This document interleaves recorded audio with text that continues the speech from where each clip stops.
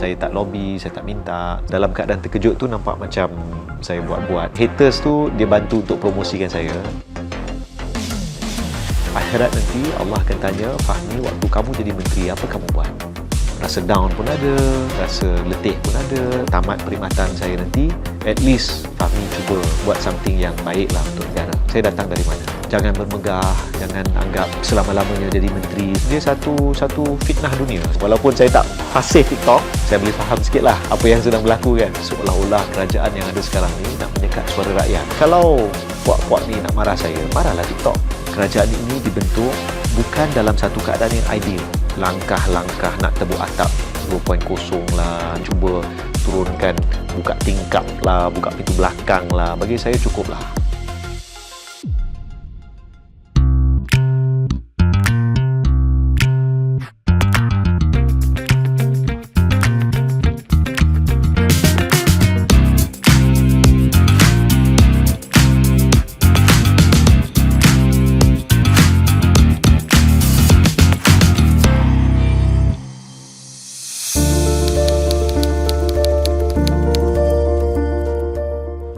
Semalam sebelum akad sumpah, majlis istiadat akad sumpah, saya cuma tahu saya dilantik dalam senarai itu 5 minit sebelum diumumkan.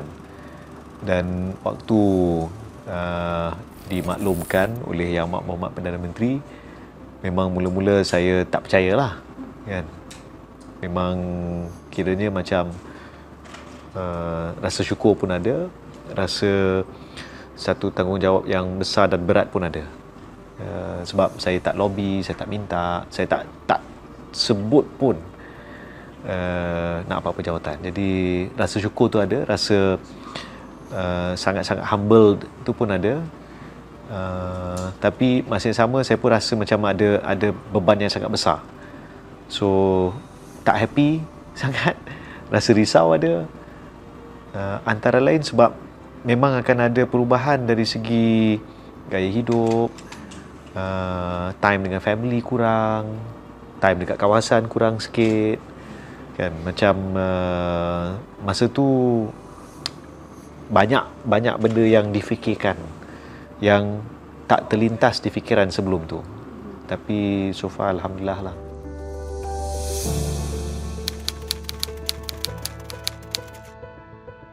Sebab masa Perdana Menteri maklumkan pada saya, beliau nak lantik saya, dia kata, Fahmi, saya lantik kamu Menteri Komunikasi dan Digital.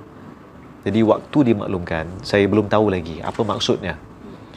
Dan lepas saya masuk ke kementerian bermula 5 Disember, barulah saya mula faham apa yang isu-isu agensi-agensi, bidang tugas, tanggungjawab dan juga peranan yang dimainkan bukan hanya oleh kementerian tapi Menteri Komunikasi itu sendiri.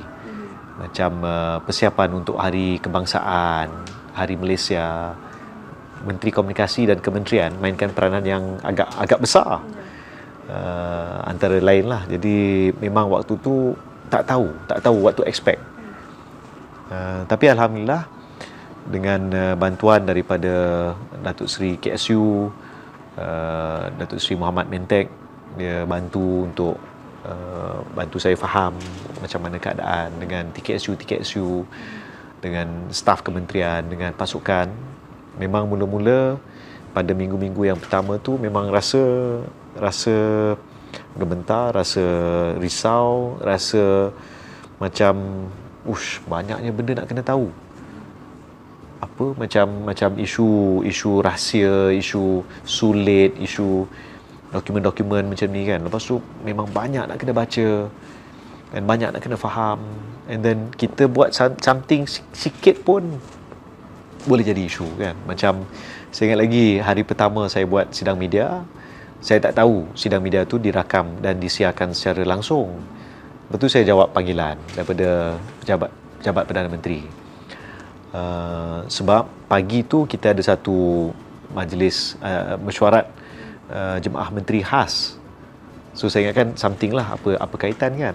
Rupa-rupanya PM minta saya hadir sidang media pertama dia. Jadi memang terkejut, dan dalam keadaan terkejut tu nampak macam saya buat-buat ke, tapi memang reaksi spontan kan.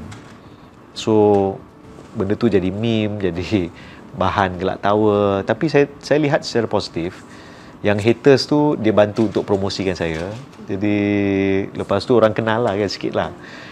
Cuma sekarang ni kalau ada event besar, sebelum saya naik ke pentas, saya serahkan phone kepada staff.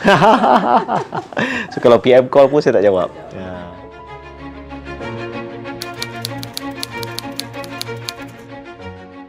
Saya selalu fikirkan, mungkin sebab saya tak minta jawatan ni, dan dia satu tanggungjawab yang berat.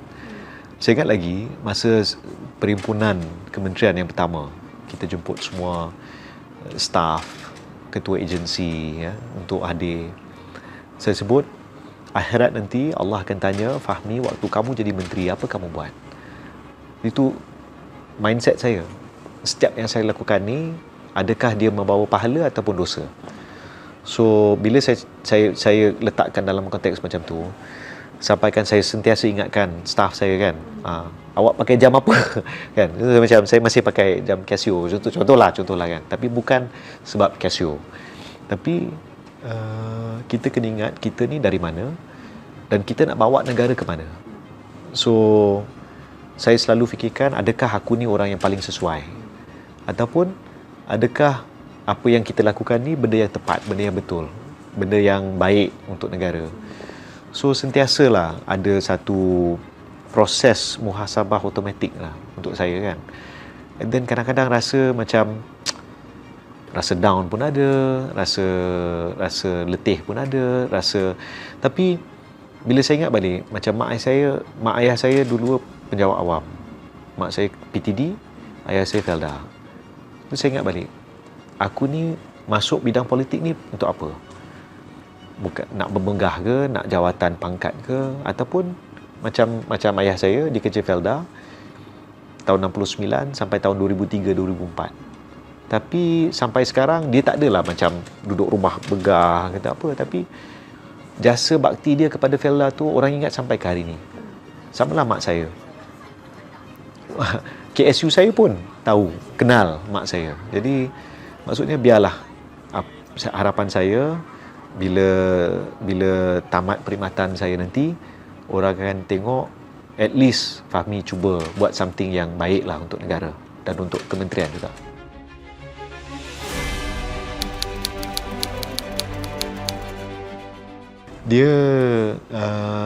Dia mengingatkan saya asal usul saya datang dari mana kan.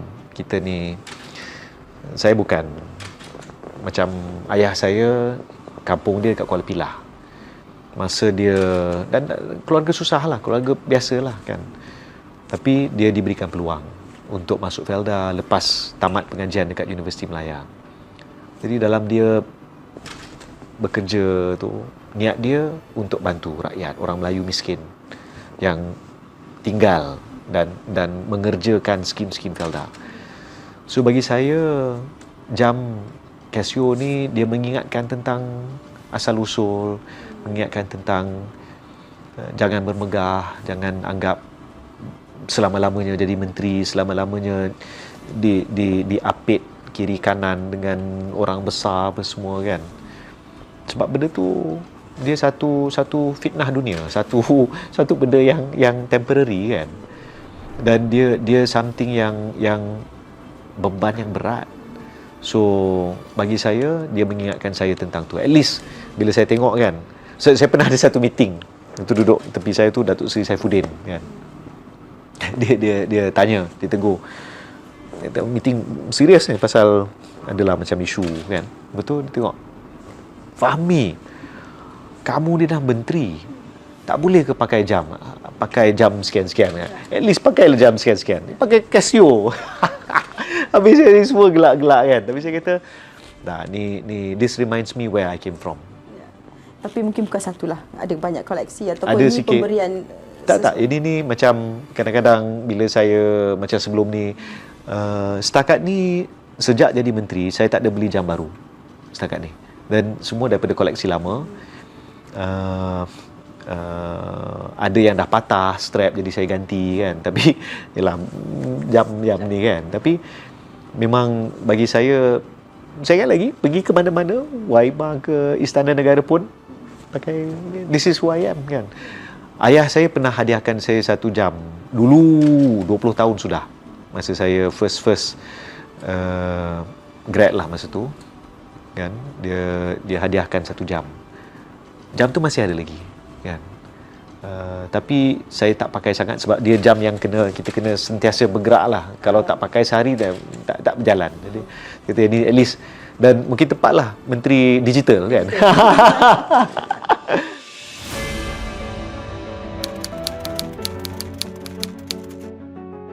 Saya lihat masalah besar kita sekarang ni scammer setiap tahun. Macam Perdana Menteri masa bentangkan bajet hari tu umumkan tahun 2022 jumlah mangsa scam 25,000, yang hilang 850 juta. Bukan angka yang kecil, angka yang besar. Dan ini duit simpanan rakyat yang kita simpan sendiri dan dicuri. Jadi saya nampak masalah ni mesti diselesaikan, diatasi, dibendung sekarang. Jadi saya harap dalam masa yang tak terlalu lama, dengan kerjasama semua pihak, kita dapat selamatkan duit rakyat. Kedua, saya nampak saya ada satu misi untuk capai apa yang saya namakan sebagai dekad digital keemasan untuk Malaysia. Golden Digital Decade untuk Malaysia. Ada 3 teras. 1, prasarana, infrastruktur. Ni untuk selesaikan masalah 3% kawasan yang tak ada internet. Ni kawasan pedalaman, rumah panjang yang mungkin jauh, tak ada line. Kedua, berkait dengan tu, untuk 97% yang lain, kita dekat kawasan bandar, separa bandar, kampung, coverage ada, tapi line tak berapa baik. So nak selesaikan masalah tu. Yang saya anggap, kalau infrastruktur ni kita anggap macam jalan, saya nak buat jalan sampai ke pos orang asli, sampai ke rumah panjang jauh kat pedalaman. Tapi kawasan lain yang dah ada jalan internet ni, yang berlopak, berlobang, ni saya nak baiki. So saya bagi masa kepada SKMM, menjelang bulan Jun, saya nak perkara ni diselesaikan. Boleh, tapi dia akan makan masa sikit. Kedua, teras kedua, keselamatan cyber. Ni berkait dengan data, pasal scammer, pasal hacker. Jadi ini satu benda yang jadi fokus. Ketiga, pelaburan. Bila jalan dah ada, internet baik, bila data kita selamat, maka orang luar boleh datang melabur, kita juga boleh terlibat dalam ekonomi digital dengan rasa selamat. So, akhirnya, kalau dapat diselesaikan 3 perkara ni serentak, insya-Allah, saya jangkakan kita boleh wujudkan satu suasana yang membolehkan Malaysia masuk ke dalam apa yang kita boleh anggap sebagai decade digital keemasan yang boleh memacu kita maju jauh ke depan.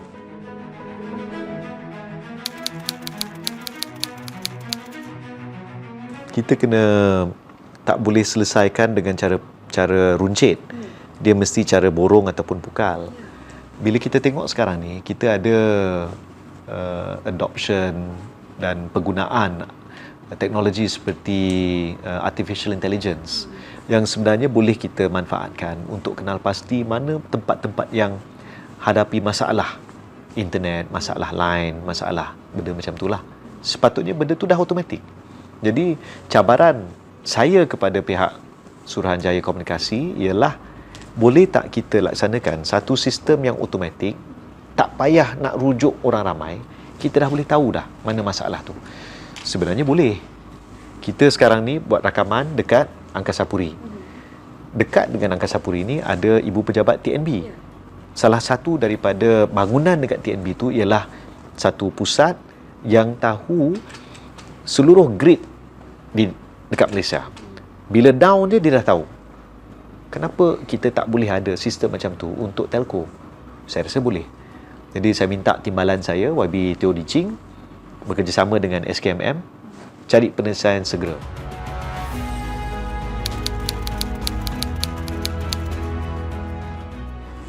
Mungkin dia dari segi frame of mind, mungkin yang menggalas tu ada yang berusaha dengan baik, tapi cabaran mungkin pada zaman mereka, pada saat mereka memegang jawatan ini, dia sedikit berbeza. Sekarang ni kita tengah bercakap tentang 5G contohnya, tapi di Malaysia belum lagi secara menyeluruh. Negara lain dah jauh ke depan.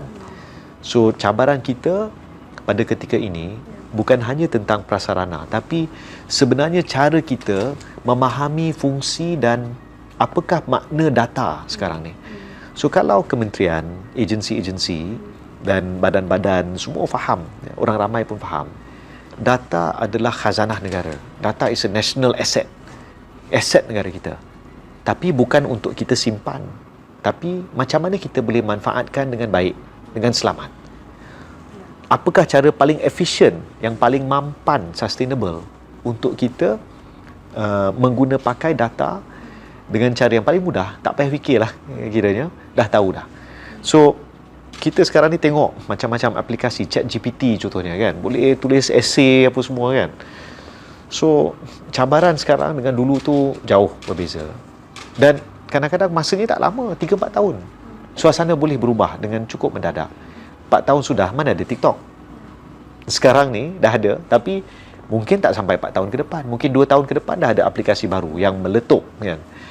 So bagi saya frame of mind tu penting. Dan alhamdulillah so far saya boleh faham sikit lah apa yang sedang berlaku kan. Walaupun saya tak fasih TikTok, tapi at least saya faham sikit lah.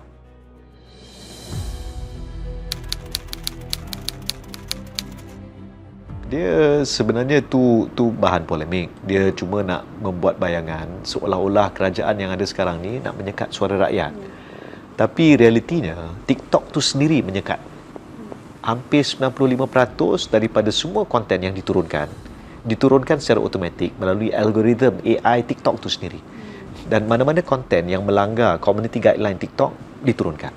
Bukan TikTok je, Twitter ke, Facebook ke, Instagram ke, semua aplikasi media sosial ni dia akan ada undang-undang ataupun peraturan dia sendiri. Langgar maka diturunkan. Tak perlu saya arahkan. Kadang-kadang dah automatic down. Jadi kalau puak-puak ni nak marah saya, marahlah TikTok. Marahlah ByteDance Malaysia. Kenapa turunkan? Bukan saya yang arah. Tapi saya jarang sekali kalau nak bandingkan daripada semua video yang telah diturunkan tu, betul kata TikTok kata 95%. Tapi yang lain tu bukan semua saya arahkan. Kadang-kadang PDRM arahkan, JAKIM arahkan, banyak agensi. Jadi bagi saya kalau nak berhujah biar dengan fakta. Dan kita ada hak bersuara, kita tak ada hak untuk memfitnah. Kalau lepas batas tu, maka tindakan boleh diambil. Sama ada dalam undang-undang, mahkamah, saman sivil, ataupun melalui tindakan mana-mana media sosial ni menurunkan sendiri. So, tak jadi isu.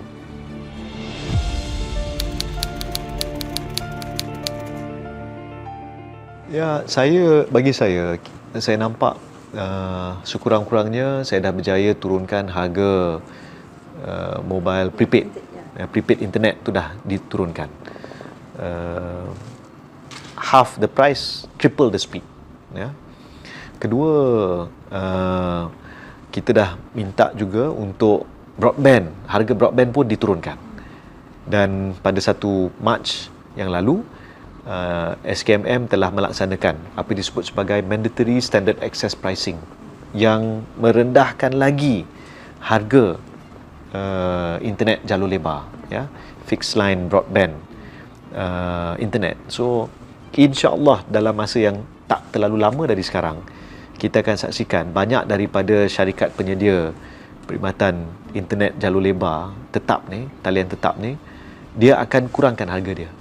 2018, 2019 dulu, apa yang kita lihat, bila MSAP dilaksana pada waktu itu, penjimatan kepada rakyat nampak antara beratus ke beribu ringgit setahun dengan kurangnya harga internet pada waktu itu. Sekarang kalau kita tengok basic package yang dah diumumkan, package perpaduan broadband, RM69, 30 Mbps unlimited. Itu basic Tapi saya nampak mungkin lepas ni mungkin lebih rendah. So itu kejayaan kedua. Ketiga, saya nampak ada beberapa penstrukturan kita perlu lakukan. Kita ada antara agensi yang mampu meneliti, menangani masalah cyber security yang paling hebat di rantau Asia Pasifik, iaitu Cyber Security Malaysia. Kalau pergi ke fasiliti dia, memang rasa macam CSI, memang tempat yang hebat lah. Jadi saya lihat CSM dia boleh mainkan peranan. Kita kena pindah sikit, buat undang-undang tertentu untuk wujudkan mungkin satu suruhanjaya keselamatan cyber. Saya lihat Jabatan Perlindungan Data Peribadi juga mesti diperkukuh. Sekarang ni bila kita ada insiden, rata-rata orang macam indah tak indah. Kalau kita tengok yang berlaku tahun lepas, bulan 5 ada satu penyedia perkhidmatan bayaran online berlaku pencerobohan, hilang data. Tapi dia cuma maklumkan kepada umum 3 bulan selepas itu, macam tak kisah pun. Padahal it was a major payment gateway. Jadi bagi saya perkara seperti ini sepatutnya berlaku secara automatik. So saya lihat pindaan kepada beberapa akta termasuk perlindungan data peribadi, Finas, SKMM, banyaklah sebenarnya kita akan dah on the table. Kita dah tunggu maklum balas daripada Pegawai Negara. Kita go from there. Tapi saya letakkan nanti sebagai antara objektif yang paling penting untuk kementerian ialah membawa masuk pelaburan. Baru-baru ni Finas, CEO Finas, Dr. Nasir, dia ada maklumkan kita ada lebih 1 bilion ringgit pelaburan filem ke Malaysia. Jadi saya lihat filem dia kalau Malaysia dilihat sebagai destinasi perfilman, sebenarnya pasca pandemik kita ada peluang tu. Langkawi, banyak kepulauan, Iskandar, di Johor, Sabah, Sarawak, banyak tempat yang menarik, cantik, dan kos untuk international production companies ni datang ke Malaysia ni, kos dia rendah. So saya nampak ada peluang yang besar. Kedua, kita sekarang menjadi pusat pemprosesan data. Di Johor, di Sedenak contohnya, banyak apa yang disebut sebagai hyperscale data processing centers yang dimasukkan, dibangunkan di Sedenak, di Johor, dalam Parlimen Kulai. Jadi saya lihat kita boleh menjadi pusat.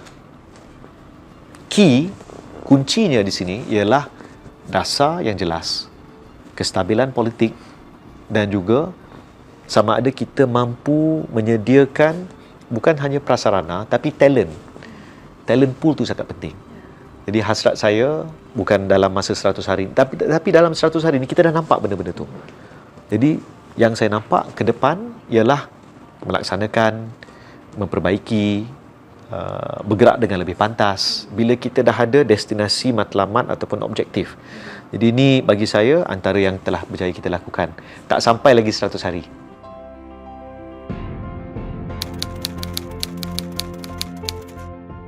Ya, saya baru lantik pengurusi Finas yang baru, Datuk Kamil Othman. Beliau pernah menjadi CEO Finas satu ketika dulu. Jadi saya lihat dengan beliau dalam memegang jawatan ini, mungkin beliau boleh memberi satu hala tuju yang jelas untuk Finas, bukan hanya untuk menyediakan dana, tapi bagaimana dana itu boleh dilihat dalam kerangka lebih besar dari segi development talent dan memberi peluang kepada yang selayaknya diberikan peluang. Apa saya maksudkan? Saya ingat dulu tahun 2003-2004, waktu itu ramai pembikin filem mula beralih dari filem fizikal 35mm kepada digital. Tapi waktu itu belum lagi ramai yang memberikan peluang. Tapi saya lihat sekarang ni kita baru-baru ni ada satu filem yang baru mula ditayangkan, Imaginor, karya Nick Ameh dan Reza Minhad, penulis skripnya. Jadi saya lihat mereka antara generasi baru yang very talented, sangat berdaya tenaga, imajinasi yang sangat best. Dan generasi itu bagi saya merupakan masa depan. Kita tak tinggalkan veteran, tapi kita cari ruang untuk nafas baru ni, menggerakkan bidang seni perfilman. Tapi saya lihat kita perlu waspada berdasarkan teguran Ketua Audit Negara terhadap pengendalian dana kandungan digital sebelum ni, yang mana ada kelompongan, ada beberapa yang perkara yang tak patut berlaku. Jadi saya dah nasihatkan CEO dan juga chairman, jangan ulang apa yang berlaku dulu. Kita ambil pengajaran. Sikap saya lebih kepada, saya tak minat nak buat witch hunt. Saya tak minat untuk heret siapa-siapa ke mahkamah. Saya tak minat. Sebab alangkah lebih baik sekiranya pengajaran kita, pengajaran daripada kesilapan, mesti ada pengakuan, mesti ada permohonan maaf, mesti ada usaha untuk, orang kata, memperbaiki keadaan. Itu bagi saya adalah makna keadilan, erti islah, reform. Jadi kita nak tunjukkan, kita bagi peluang. Fix yourself, be a better person. InsyaAllah boleh. Baik, di hujung ini, bila bercakap mengenai industri hiburan ini, ada tak undangan untuk jadi cameo ke mana? Tak ada masa. Tapi Tak ada masa. yang mungkin rakan-rakan lama ke yang panggil, ataupun YB sendiri kadang-kadang teringin juga nak release tension, kadang-kadang begitu ada? Tak ada juga. Tapi sekarang ni saya lihat peranan saya lebih kepada bagi pastikan level playing field, siapa yang minat, siapa yang nak. Kalau sebelum ni mereka rasakan susahlah nak dapat, sebenarnya boleh kan. It's just to make sure proses tu berjalan dengan baik. Saya lihat peluang tu ada, dan ikhtiar tu mesti. Saya tak nak dulu kita bagi tapi projek tak jalan. Kita bagi tapi benda tak siap. Lepas tu tak ada siapa check, tak ada siapa tanya, tak ada siapa follow up. Last duit tu hilang. Sikap saya ialah boleh kalau nak, saya boleh minta masuk ke dalam mana-mana filem contohnya kan, pergi tengok kan, tapi that's not the point. Bagi saya nak pengkarya-pengkarya ni diberikan ruang secukupnya untuk berkarya, dan biarlah saya di belakang tabir, biarlah saya di depan, di dalam pawagam mempromosikan,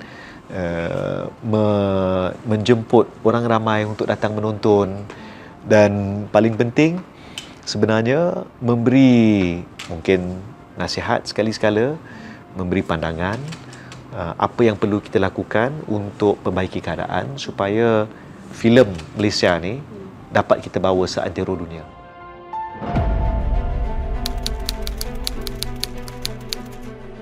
Antara yang saya paling terkesan ialah bila saya ingat balik, kerajaan ini dibentuk bukan dalam satu keadaan yang ideal. Kita tak pernah ada masalah hang parlimen tergantung. Dan kita sebenarnya sedang mencari titik temu dari segi politik untuk bergerak ke depan. Langkah-langkah nak tebuk atap 2.0 lah, nak cuba turunkan, buka tingkap lah, buka pintu belakang lah, bagi saya cukuplah. Tuanku yang di-Pertuan Agong sebelum ni pun pernah bertitah, cukuplah. Dan bila kita ada kestabilan politik, maka masalah yang dihadapi oleh rakyat itu dapat kita selesaikan. Saya jemput semua untuk bekerjasama. Waima pembangkang pun. Negara ni negara kita, bukan negara kerajaan perpaduan ke, negara perikatan nasional ke. Sebab realitinya bukan semua yang sokong, bukan semua yang pilih. Tapi kita yang diamanahkan untuk memegang apa-apa jawatan sebagai ahli parlimen, sebagai anggota pentadbiran, laksanakan dengan baik, provide check and balance, dan sama-sama kita bangunkan Malaysia yang lebih baik. YB jemput pembangkang, mereka terima undangan? Saya dah jumpa dengan shadow jawatan kuasa di pihak pembangkang, Yang Berhormat Wan Saiful, Wan Jan, dan memang kita kawan lama, dah kenal lama, jadi tak suka untuk kita berkomunikasi. Kita kena profesional, kita kena letakkan rakyat sebagai makasid the higher objective, ya, kemaslahatan rakyat itu, menyelesaikan masalah rakyat itu menjadi keutamaan.